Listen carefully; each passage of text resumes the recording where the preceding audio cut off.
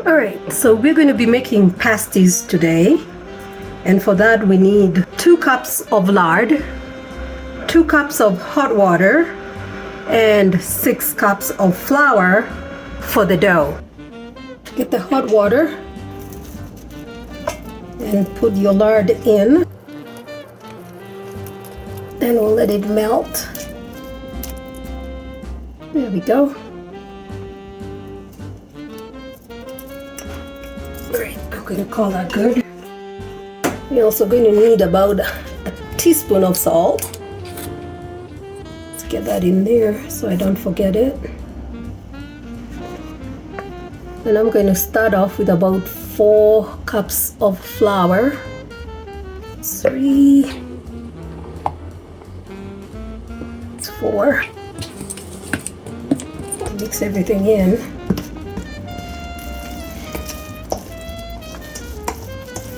Alright, let's put in the other cup. So that's 5 cups so far.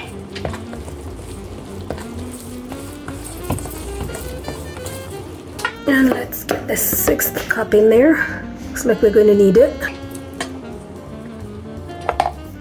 Once I have all the flour in, I'll get in there with my hands. Let's get that out of the way.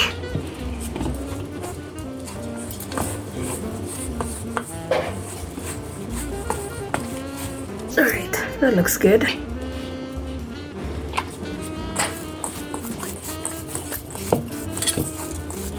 Once we have everything mixed in, we're going to cover this with a clean damp cloth, and then we're going to put it in the refrigerator to cool off. And while that's in the refrigerator, we'll get our kneaded potatoes ready. Alright, that looks pretty good.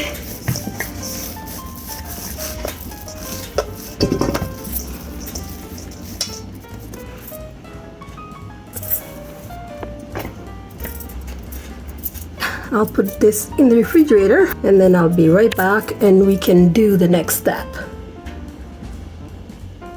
For the filling, we are going to need 6 cups of potatoes, 2 cups of carrots, 2 medium onions, 2 pounds of ground beef, and a 1/3 cup of pork or sausage, and I'm going to be using sausage. We also need 3 teaspoons of salt, 2 teaspoons of black pepper, 2 teaspoons of garlic, a 1/4 cup of butter, and 1 egg. I'm going to get all these items prepped and then I'll be right back. So I have 6.5 cups of potatoes, and the recipe calls for rutabaga, which I do not have. And it calls for 5 cups. So I'm going to do an additional 2 cups of the carrots and an additional 3 cups of potatoes.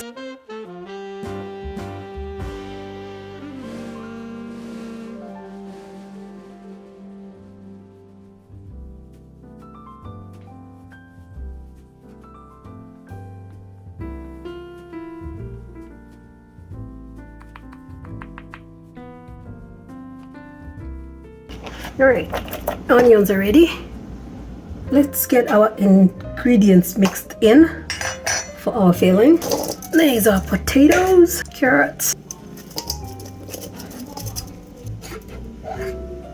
3 teaspoons of salt,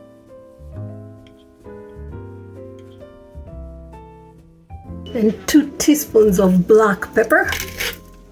Right, that looks about right. So I've had this Peugeot for, I believe, about 20 years now, and I got it from Williams Sonoma. Next is the garlic, and we need 2 teaspoons of garlic.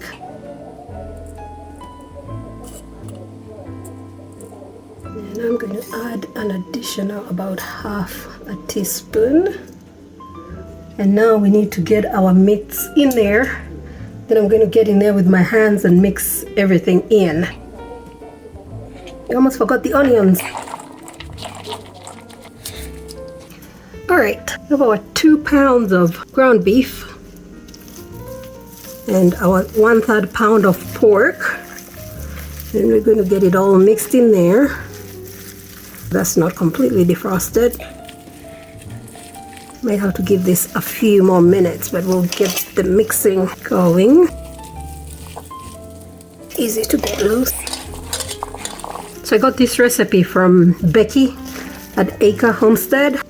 If you want to go to her YouTube video and watch it. Then you can add whatever veggies you want in yours. And she also makes another one where she uses sweet potato and sausage. I haven't tried that one, but she did say she likes that one better. I decided to start off by trying the traditional one. I think we have most of it mixed in. I'll let it sit for another 20-30 minutes for the last few pieces of beef to finish defrosting. But I think it's mostly ready. And I'm using canned carrots because that's all I have. So I do realize they're going to get kind of mushy. But that's alright. I think it's mostly defrosted. And we'll be back with the dough. I believe it's doubled in size. So we'll go ahead and cut it into 12 equal pieces of dough. Alright, we'll be right back. Remember to keep your space sanitized, especially when you're working with raw meat. And as I've shown you before, this is what I use to sanitize my space. Sтерmin tablets. And I get this from Amazon.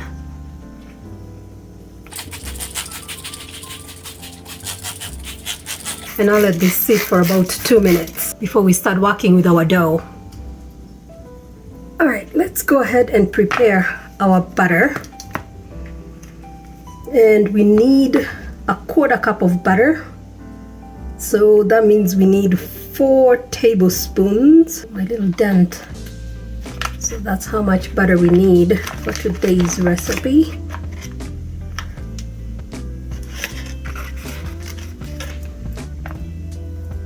We're going to cut this into 12 pieces, 1 for each pasty.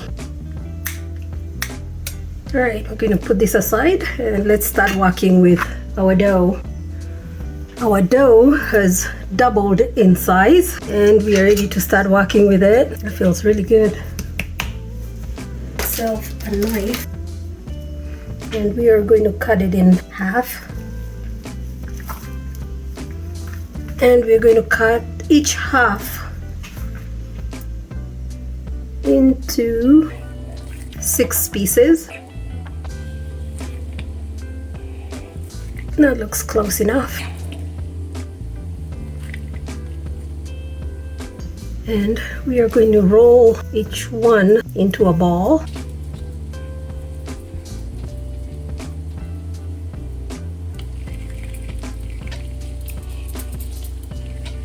It's really nice and soft. Really like how that feels. Really does feel amazing. Can add a little bit to that one. Still feel like that could be a little bit smaller. That could take a little more. Much better. I feel a little more even. These at my feet, she's hoping I'm going to drop something. And it really doesn't matter if some of them end up being larger than others. As long as they're close to being the same size. So I'm going to let this sit for about 5 or 10 minutes and we're going to start rolling out the door. And we're going to do all 12 so we have a little assembly line and that way we can get the filling equally into all 12. So I'll be right back when we are ready for that step. So we're going to roll this into approximately 8 inches and you don't have to be exact. Let's give my other rolling pin a try. Oh, much better. That's about 8 inches. It was slightly bigger. I'm going to start making chapati dough like this. This will make it so much easier. Okay, I'm doing it a little bit more than the 8 inches because I know when I let each one sit, by the time I get back to it, it'll be back to 8. Alright, so we're ready to fill in our pasties. I'm going to start off with 1 cup for each one. It's going to be whipped. And don't put it right in the middle. You want to put it like on the lower third because we're going to fold this once we are done with this step. And before we start folding, we need to make sure we don't forget to put in the butter. So it looks like each one is going to be about 1 1/4 cups, and obviously it's a heaped cup. Okay, so the next step, I should have put this lower. We need to lift this, and we're going to fold.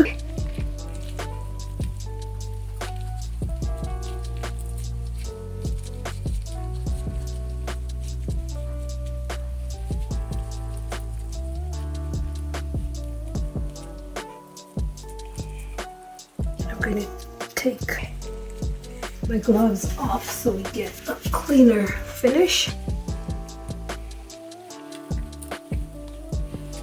Let's try another one. Make sure you're still in frame. So just lift and fold. And use the dough to keep everything in. And then just lift the bottom corner and put it over itself.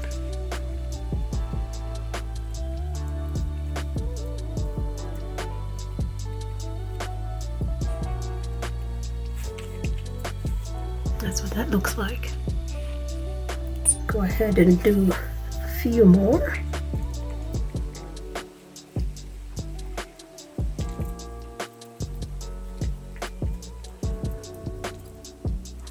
Starting on the corner. Just fold the dough in onto itself to seal the filling in there.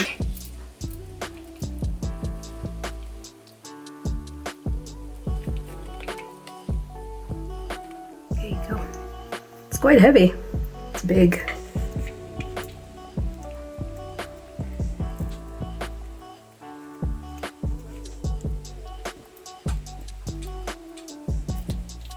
Obviously, if you want to make it pretty, you can use a fork. I'm not going to do that to all of them, but I can demonstrate.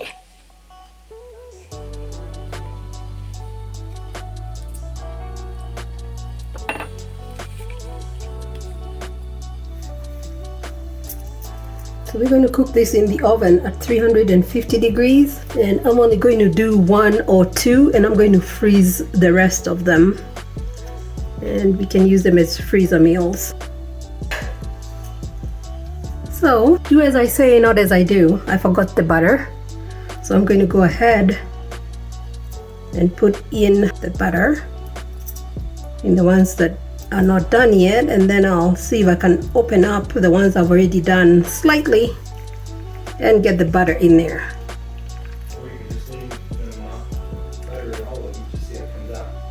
Yes, I could do that too.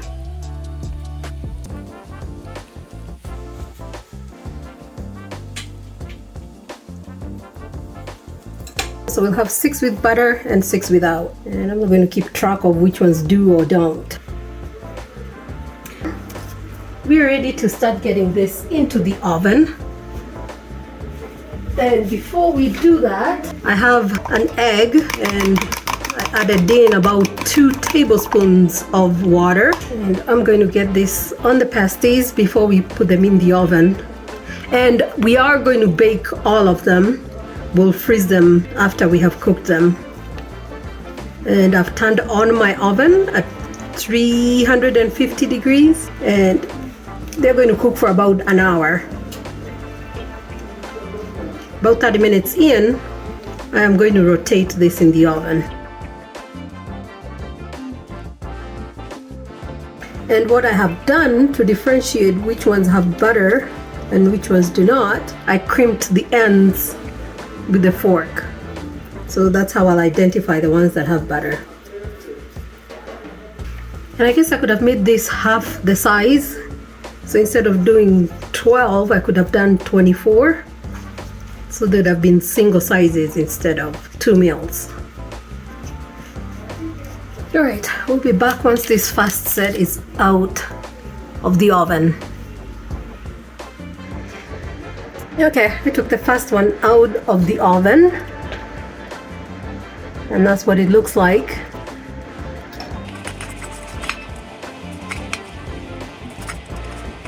Still hot.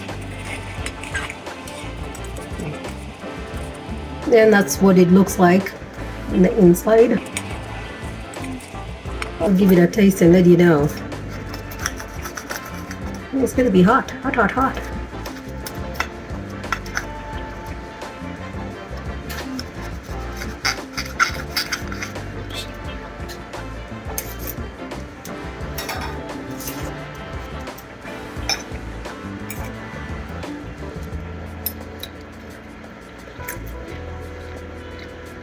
Need some brown gravy. Oh, I can make some.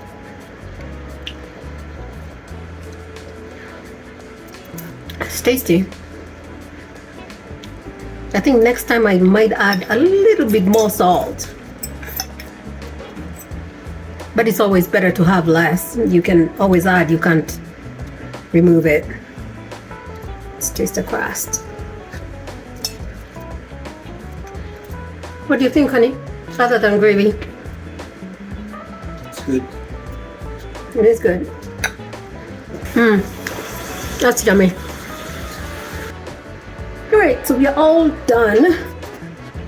And I have learned 2 lessons here. When you drain your filling, you want to make sure it completely drains so you don't have too much liquid. You can see some of them cracked because by the time I was able to brown them, there was a lot of liquid in there. So I had to drain out the liquid several times. Other than that, they're really nice and tasty. I'm going to let them sit and completely cool, and then I'm going to wrap them individually and put them in the freezer. And that's going to be about 1, 2, 3, 4, 5, 6, 7, 8, 9, 10 freezer meals. Bye. We'll see you next time.